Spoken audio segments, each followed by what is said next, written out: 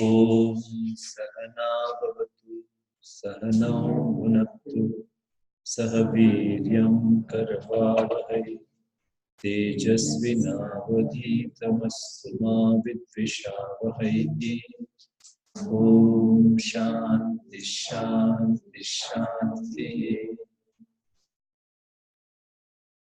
Klesha karma vipak ashayaihi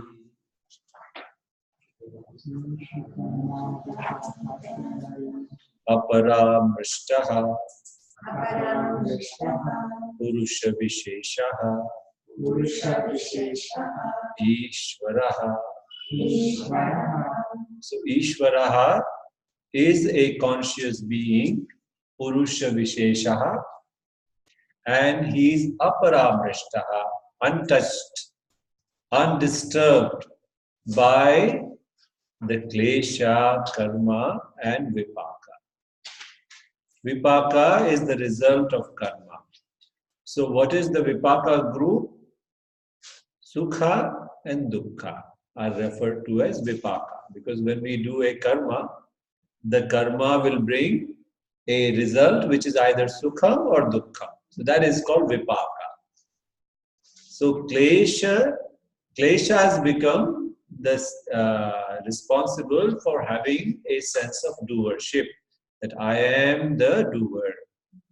I am the experiencer of my good actions, and I am the sufferer due to my wrong actions. This is every human being has this tacit understanding. So that is why due to kleshas, which includes avidya, asmita, etc. Because of that, there is karma. And when there is karma, there is going to be vipaka, some fruits of the karma, results. They will be either sukham or dukkham. Klesha karma vipaka ashayayi. Ashaya is a group. Okay, ashaya is a group. So klesha group with its 5 members, and the karma group with its 2 members, and vipaka group with its 2 members. What are the members of the vipaka group? Sukha, dukkha. What is the members of the karma group? Punya, apunya. What is the members of the klesha group? Avidya, asmita, raga, dvesha, vinivesha. 5 kleshas, pancha klesha. All of this doesn't touch Ishvara. Or you can say, whoever is aparamrishtaha, whoever is untouched by these, that is Ishvara. Can be you also. Okay, he doesn't say. He says Ishvara is someone who is untouched by all this. So if one gets to that place when you are not affected by avidya, asmita, etc., karma and sukha dukkha, that person is really, that Buddha is nothing but Ishvara. Purusha Visheshaha. So like the clay and the pot. Clay is Vishesha. And the pot can understand, I am not separate from clay. Forget about that, there is only clay. Clay is the truth of the entire pot world. Or a wave, understand, there is only ocean. There's nothing else. In that cognition, that wave is still there. So who is she? Can't be anything else except the ocean. So there's nothing else. And she cannot say, I don't exist. Okay? So this is the oneness. So, aparamrishtaha, purusha visheshaha, ishvaraha. Tatra niratishayam sarvagnya bijam. So tatra, there, tatra means there, meaning what? In this Ishvara that we are talking about, niratishayam sarvagnya bijam. Sarvagnya bijam. Bija is a seed, right? So in this Ishvara is the seed of all knowledge, sarvagnya. Sarva means all. And Gnya, you know. Yeah. So like we say, Lord is all-knowing. Lord is all knowledge. So he is Sarvagnya. And what is Niratishayam? So Atishayena Sahavartate. So suppose you have $1, right? I cannot call you Niratishayam because somebody can have $2. Somebody can have more. So what is Niratishayam? No one has more knowledge. If somebody had more knowledge than Ishvara, then we will have to call that person Ishvara. Okay? So the knowledge of Ishvara is Niratishayam. It cannot be exceeded by anyone.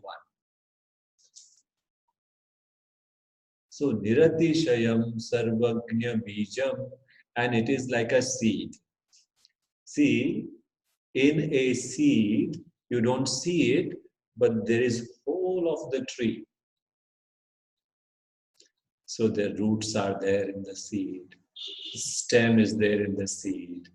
Branch is yet to come, but they are there in the seed. All the leaves are there in the seed. All the flowers and the fruits. The whole tree is in the seed. But unmanifest. So that is the bija. What is that? What is that program that is unfolding as my world?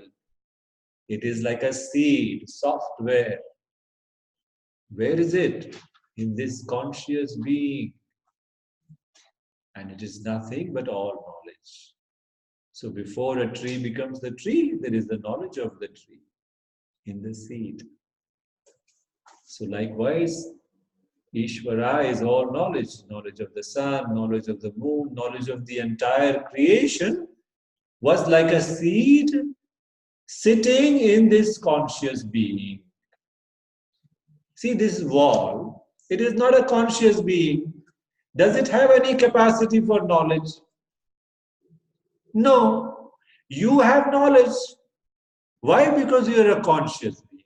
Similarly, Ishvara is a Purusha, conscious being. Then alone it can be Sarvagnya. You cannot call this wall as all-knowing. She has been listening to me for so many days and now she has collected so much knowledge. In fact, I'm afraid of her because she is the one the closest to me and she knows everything I've spoken. So she can start competing with me. And then I won't get my bread.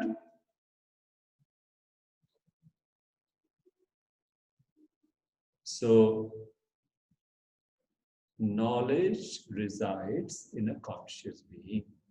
So this Purusha Visheshaha, Ishvaraha is all knowledge. In Sanskrit, we say like this, Ghata Karta, Ghata Gnyaha. Pata Karta, Pata Gnyaha. Therefore, Sarvasya Karta, Sarvagnyaha. So a pot maker, a potter, he knows what is the pot. Then alone he can make one. A patakarta, a tailor, he knows how to make the shirt. Before he stitches the shirt, the design is there in his head. He knows, I cannot make the shirt. I don't know how to. I don't have the skill. I don't have the knowledge. He has both the skill and the knowledge. You may have the concept of the pot, which is knowledge. But when you go to the potter's wheel, you will produce a plate because you don't know how to make a pot. So you don't have the skill. So who is the pot maker? He's got the knowledge of the pot. Ghata karta, the ghata maker, ghata means the pot. Ghata gnyaha is the knowledge. He has the knowledge of the ghata. Similarly, the patakarta, patagnaha. Who is God? Sarvasya karta. He is the one who made everything. So before he made this whole thing, he must have had the knowledge of it. Sarvagnya. And it cannot be inert. It cannot be jadam. It has to be chetana. It has to be a conscious being, Purusha. But unlike you and I, because we have limited knowledge, Ishvara has limitless knowledge. Therefore, oneness has to be seen at some point. Then, so like you can say, Shiva was holding the entire Prakriti, the Jnana Shakti, the Ichcha Shakti, the Kriya Shakti, the threefold power, or the capacity to create, sustain, and destroy. All this is knowledge, and that was there. Like a Parvati sitting on the lap of Shiva. So the seed of all knowledge was with Ishvara, and that alone, it was, so in the seed is the whole of the tree, but not differentiated. You cannot see the roots, you cannot see but they're all there. And then afterwards, they get differentiated. So this is the whole creation. It's a cycle. There is no length. So it's going like this. From the unmanifest to manifest. Back to unmanifest. Then manifest again. Yeah? From avyakta to vyakta. Back to avyakta. Again vyakta. So what is cyclical, because of our understanding, we want to see a linear thing. So when did this world begin? So we are thinking in the line. When will it end? So yesterday and tomorrow. We don't see the cycle. But the truth is it's all cyclical. From the seed comes the tree, that from the tree comes another seed, and then again the cycle. So this is a cycle. Amazing cycle. So there is cyclical chakra, kala chakra. So in this, when and all doesn't matter. Okay, this is how it is.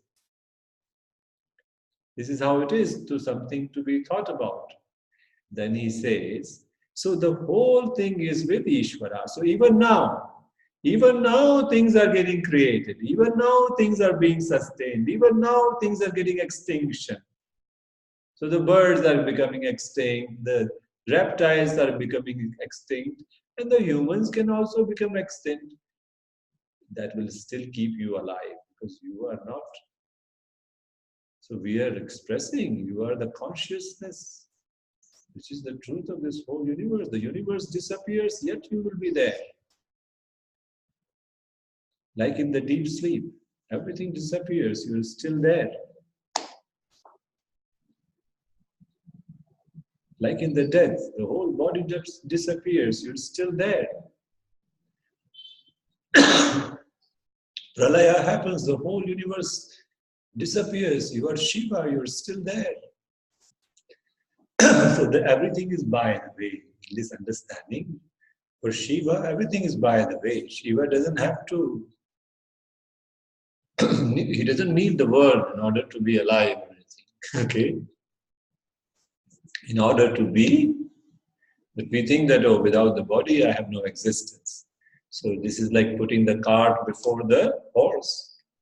It's a reality which contains everything, contains the souls, contains the egos, contains the mind, contains the pranas of everybody, contains the bodies of everybody.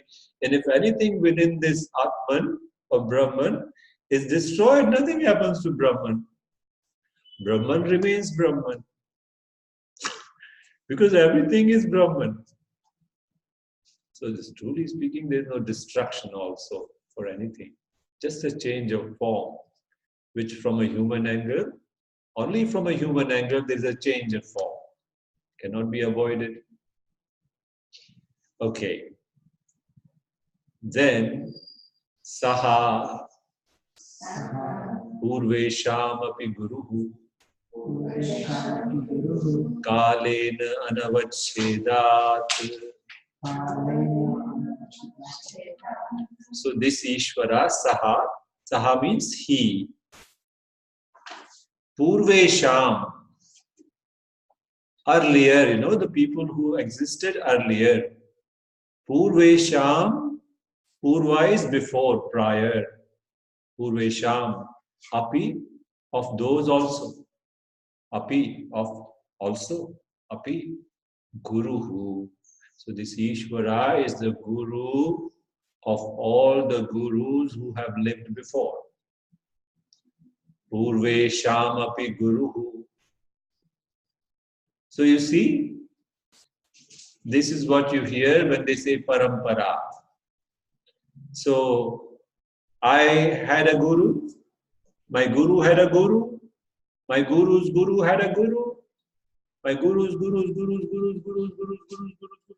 they all had a guru. Who was the first guru?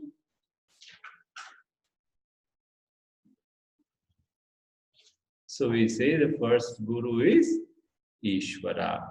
Why? Because all the human gurus, they came in the stream of time. So the first one also was in the stream of time. So the only person who is qualified to teach the first human guru, it has to be someone who is timeless, who is out of this rut of past, present, and the future. Because the first guru, Purvesham, he was way back there, he was the first guru. There cannot be another guru before him. If there was his guru, he was also in time. So where did the first guru learn everything? From this Ishvara. Why? Kalena anavachedat. Kala is time. And avacheda is a limitation. So why he qualifies to be the teacher of the first guru? Because he doesn't have the limitation of time. Kalena anavachedat. Due to the fact that it is not limited by time, he was the guru of all the gurus of yesterday. This is how we depict Ishvara Dakshinamurti teaching, and there are 4 sages who learned from him, and they taught their students, and they taught their students, and they taught their students, and that's how the knowledge is coming to us.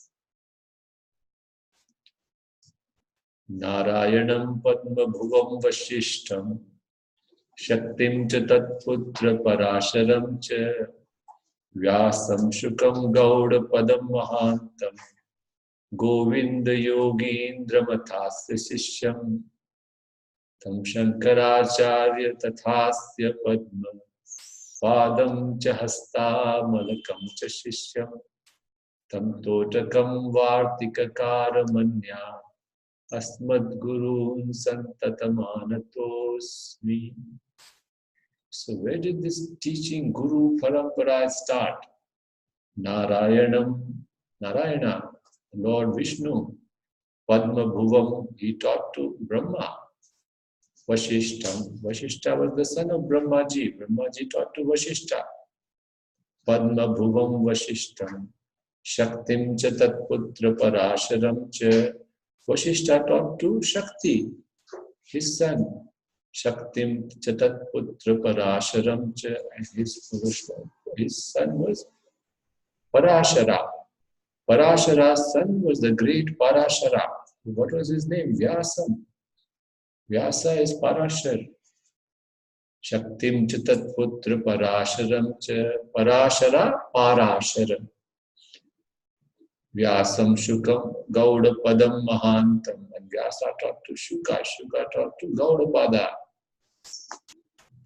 Gaudapada taught to Govindacharya. Govindacharya taught to Shankaracharya. Shankaracharya had 4 disciples. Hastamalaka, Padmapada, Sureshwaracharya, and Todakacharya. He sent them into 4 directions. One went to Sringeri, another went to Badrinath, another went to Dwaraka, another went to Jagannath Puri, the 4 Shankaracharya. Then they wrote books, and we thought they were all written by Adi Shankara, but we don't know. They just put Shankara.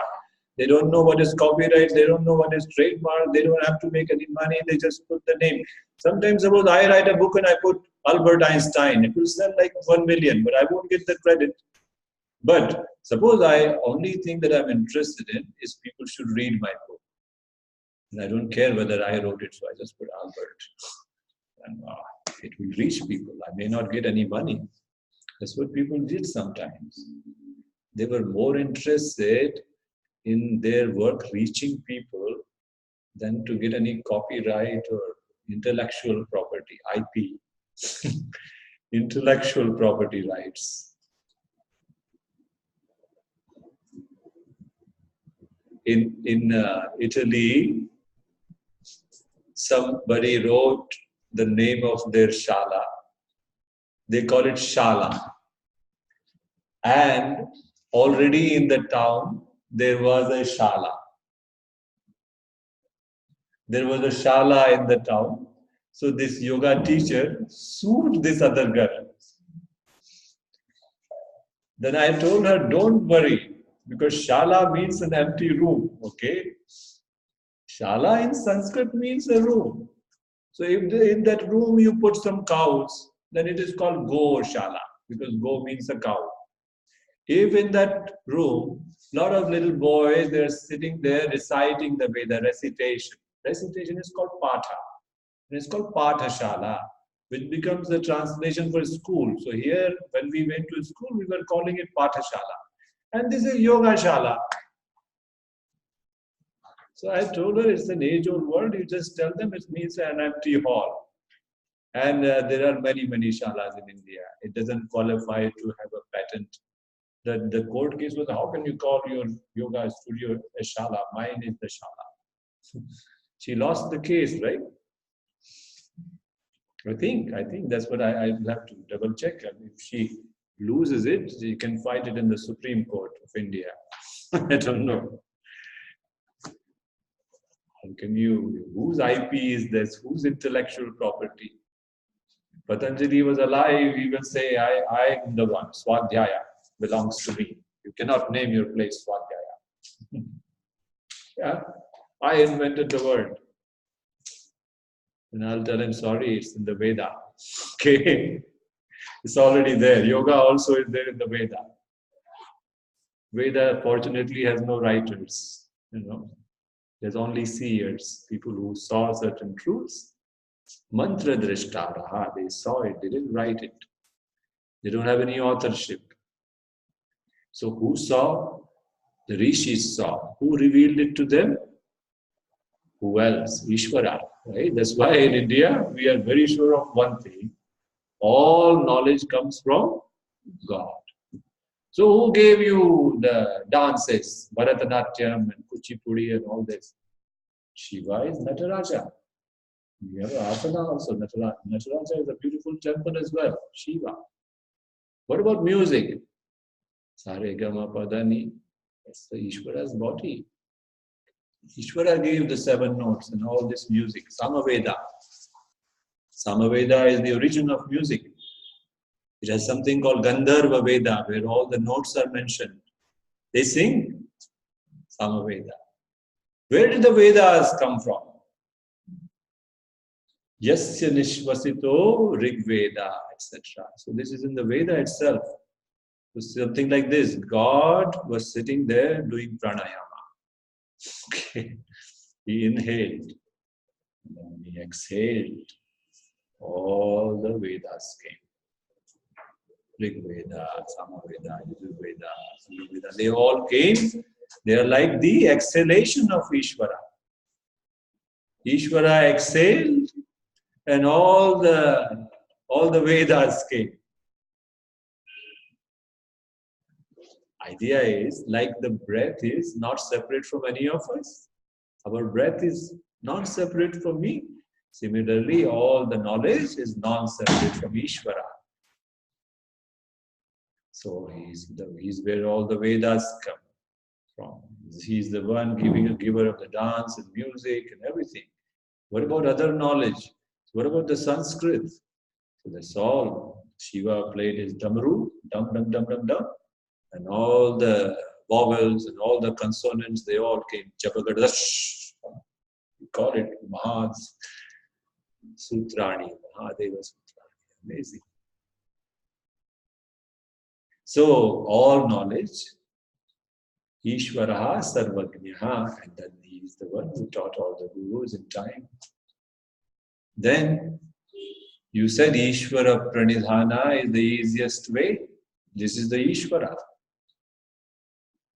Then how do I do the devotion? Because people like to do devotion. They like to sing devotion. They like to think devotion. Because that's all we have. With the mind we can think. With the speech we can chant. With our body we can do some puja. It's all acts of devotion. We can perform acts of devotion until this fact becomes very clear. Until the fact becomes clear, we can perform acts of devotion. So that is devotion, Ishvara Pranidhana. So how can we do that, sir? If we want to do that, we need a name for this Ishvara. Do you have a name? Tasya vachaka pranavaha. Tasya Ishvarasya. Tasya means of Ishvara. Of this person, this Ishvara that we are discussing. Tasya vachakaha. How will you call him? How will you name him? Pranavaha. So Pranavaha is the name of Ishvara. What is Pranava?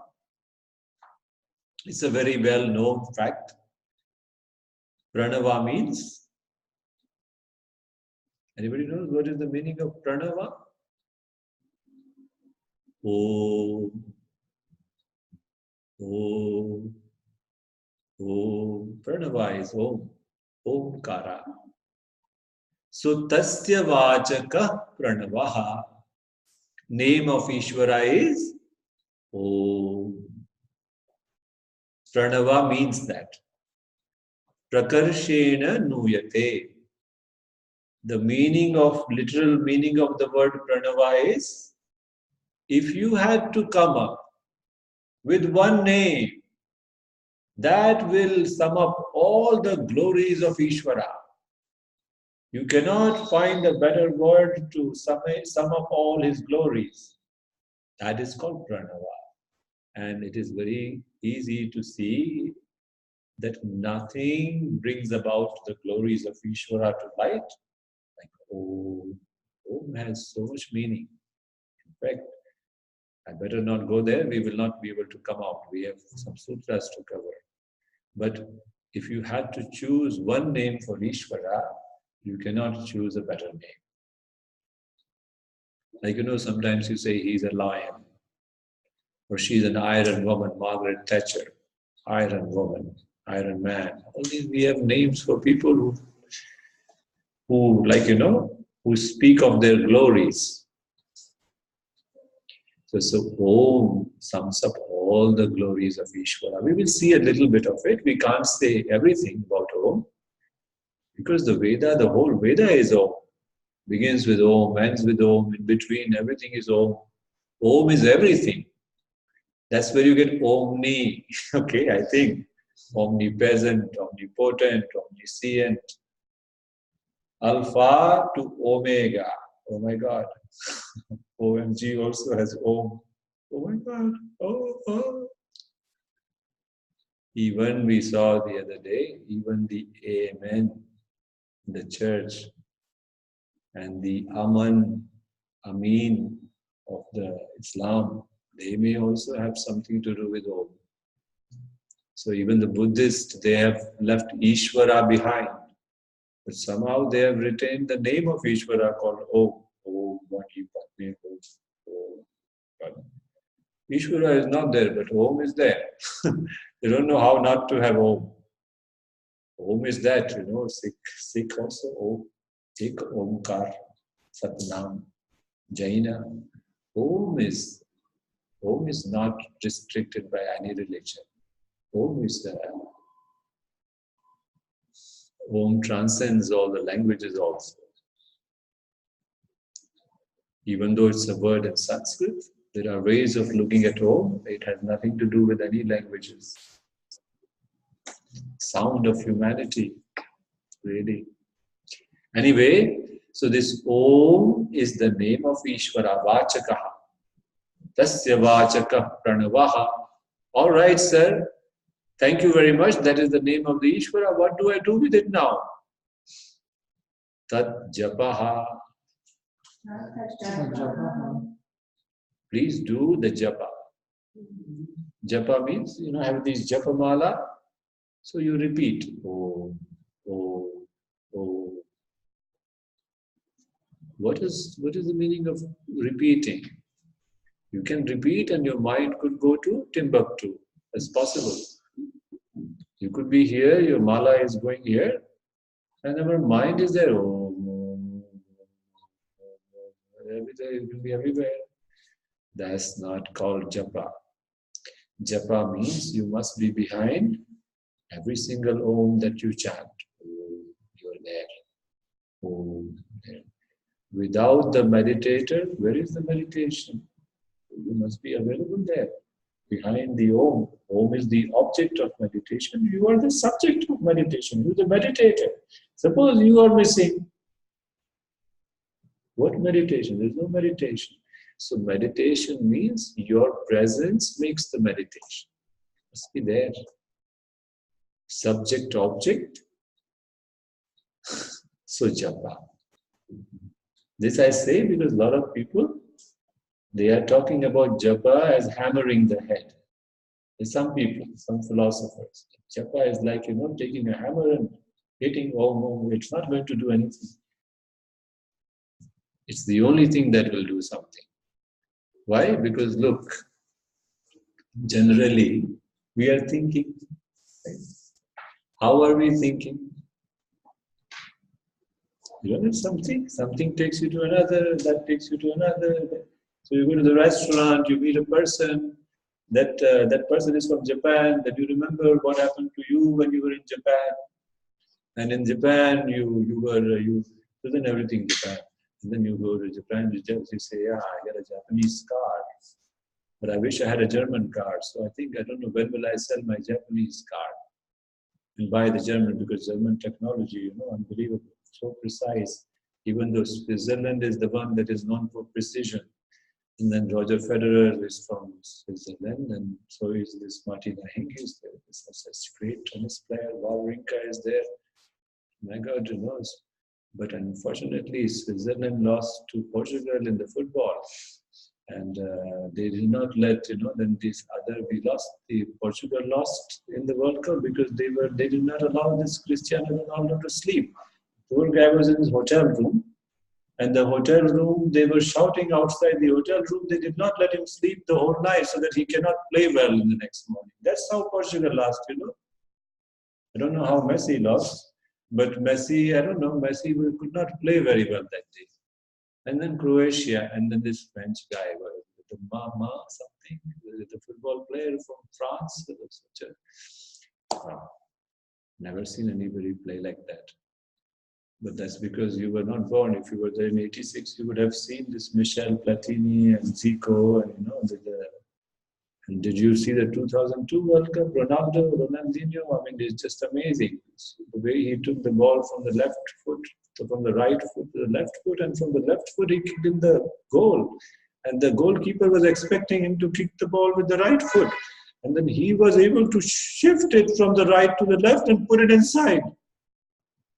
But that Ronaldo is a Brazilian Ronaldo. That is not see what happened.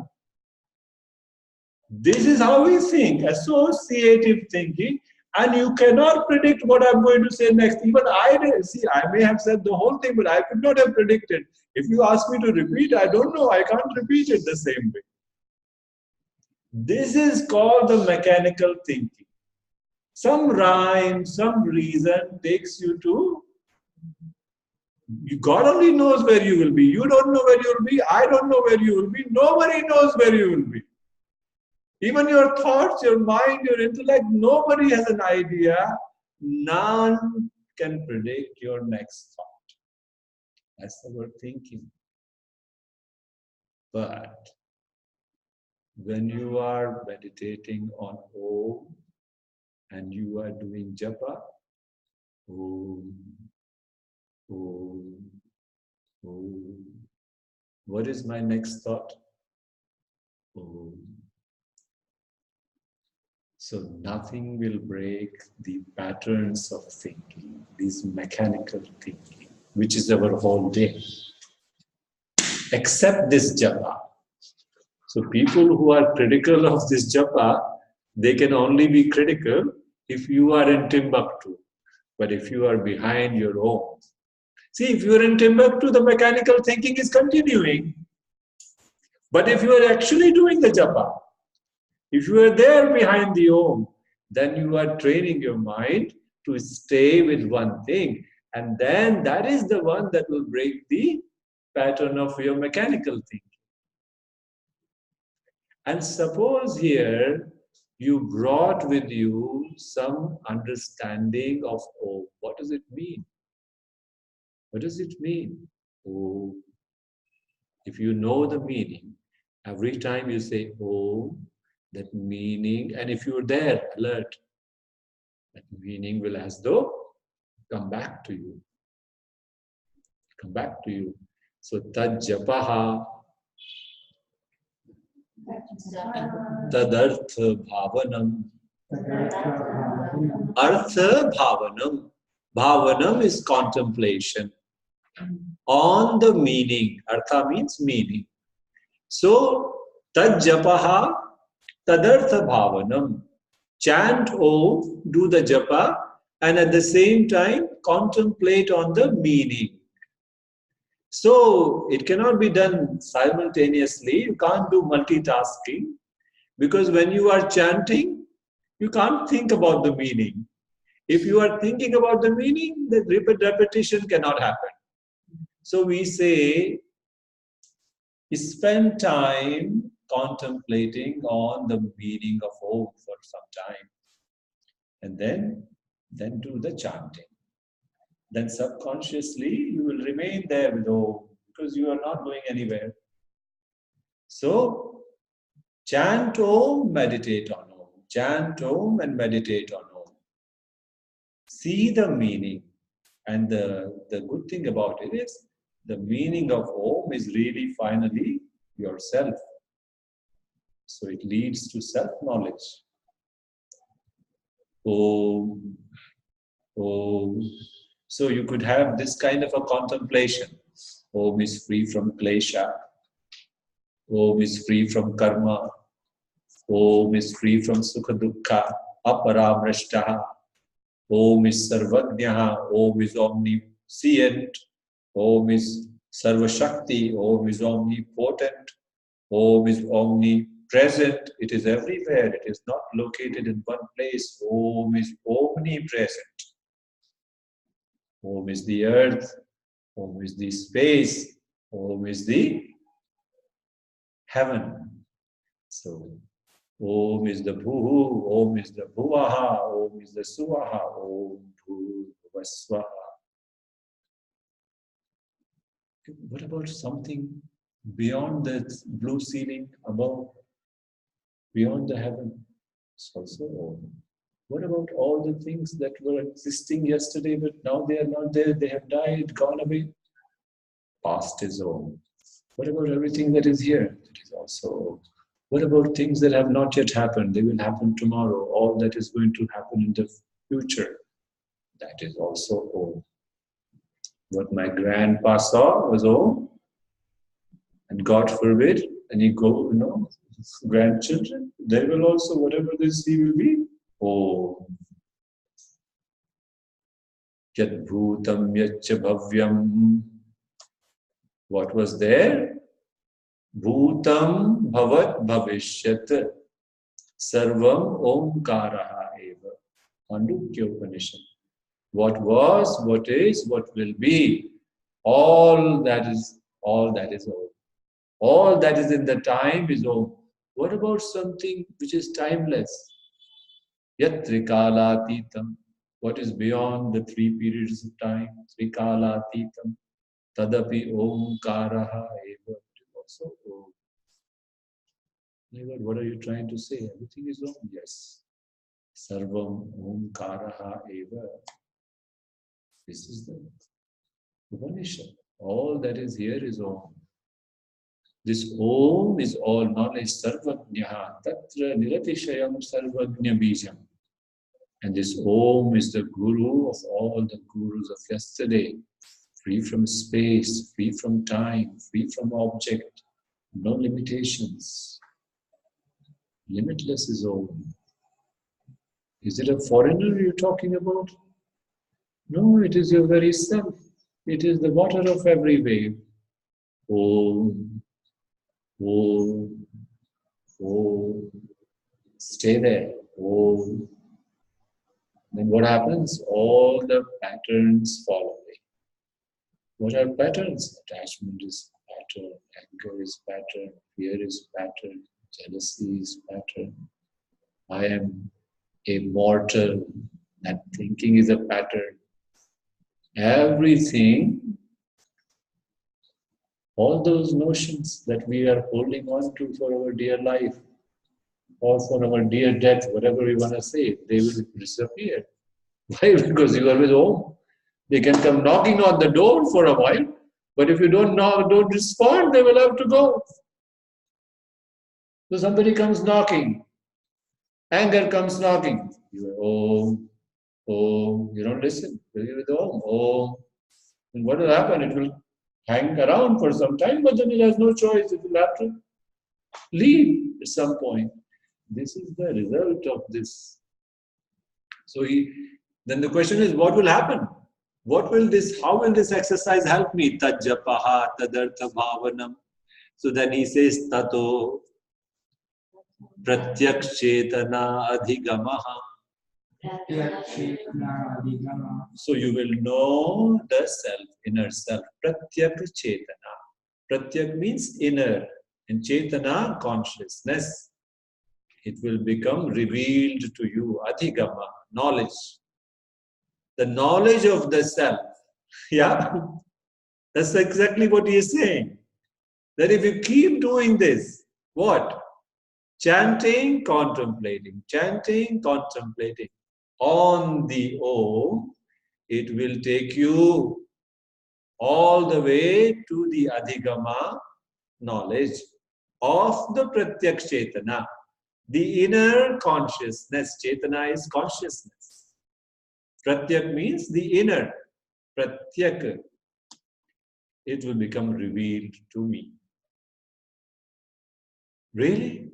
Yeah, because that's what is happening. Om is finally yourself. And not a small self, it is everything. Om is everything and you are everything. Alone, all that is here is one thing and that is what you are. You are that one thing. Why? Because you can't be anything else. There is nothing else. There's only ocean. There are no real waves finally. That's what the wave understands. But I was just holding on to a sense of smallness which was false. And oh, will make me see that. So, Pratyak Chetana Adhigamaha, you will know the inner consciousness, which is the self of all. You will know the inner self, which is the self of all. Madatma Sarva Bhutatma. My Atma is the Atma of all the beings. The clay is the truth of all the parts, not just one part. So I am that. Yeah? All that will become very clear if I continue to meditate on Om, Japa, Dhyanam. Japa, Dhyanam. Tad Japaha, Tadartha Bhavanam. Bhavanam, contemplation, Dhyanam. Meditate on Om. Chant Om, meditate on Om. If this is what you do, then that meditation will take you all the way to self-knowledge. Pratyak Chetana Adhigama. Adhigama, knowledge of the Pratyak Chetana, the inner consciousness. The Atman, Brahman, it will become. My Atma is Brahma, will become clear. Come on, it can't be so easy, you know. It can't be so easy. There are so many obstacles. They compare this to the Kshurasya Dharaha. The path is like walking on the razor's edge. In fact, there's a movie called Razor's Edge. There was a guy called Somerset Maugham. He wrote a book, Razor's Edge. And then they made a movie. First it was a black and white movie. And then they made another time, it's a colored movie with Bill Murray. I have to see it again. It's been a long time since I saw it. But it's a good movie, Razor's Edge. And the sentence is from Kathopanishad, Kshurasya Dharaha. So, knowing the truth is not easy. It's like walking on the edge of a razor. Razor blade, you know, how hard it is. That's how hard it is. And you are saying, chant Om and you will be home. How can it be so? Just keep on chanting Om with a little awareness of its meaning and it will take you all the way. to God, to your home, to your real home, from where there is no return? How can it be so easy? Well, maybe there are difficulties, but if I keep on chanting Om, then all those difficulties also, all those obstacles on the path, they will also disappear. Antaraya abhavascha. Cha is and all the antarayas. Antarayas are difficulties on the path. Obstacles are called antarayas. So whatever comes between you and your goal is called antaraya. What maintains the difference? Antara. Whatever maintains the difference, whatever maintains the gap is called antaraya. So can be a hurdle, an obstacle, a difficulty which doesn't allow you to be one, to see this truth. So what they are all called antarayas. What will happen to them? Abhava. They will all become absent. So bhava means presence and abhava means absent. So all the possible difficulties on the path, they will all disappear. How? Keep on chanting this Om. Om. Om. Om. Om. And contemplate on its meaning.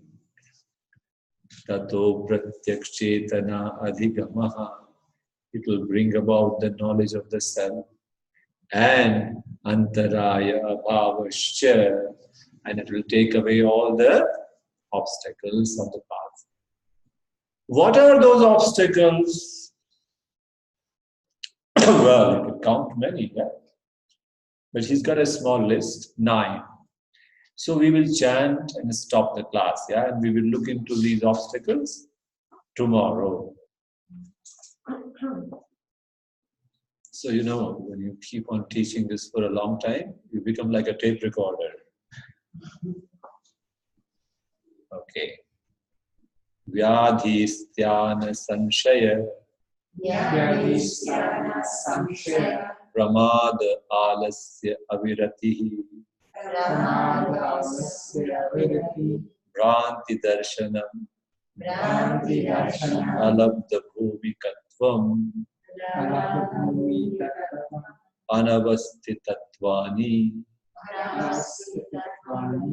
Chitta vikshepah. Chitta vikshepah. Te antarayaha. Te antarayaha.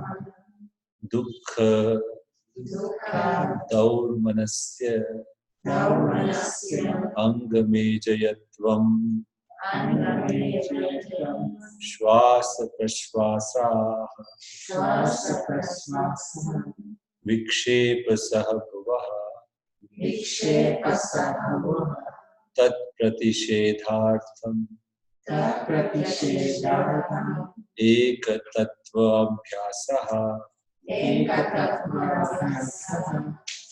Maitri karuna mudita upekshanam.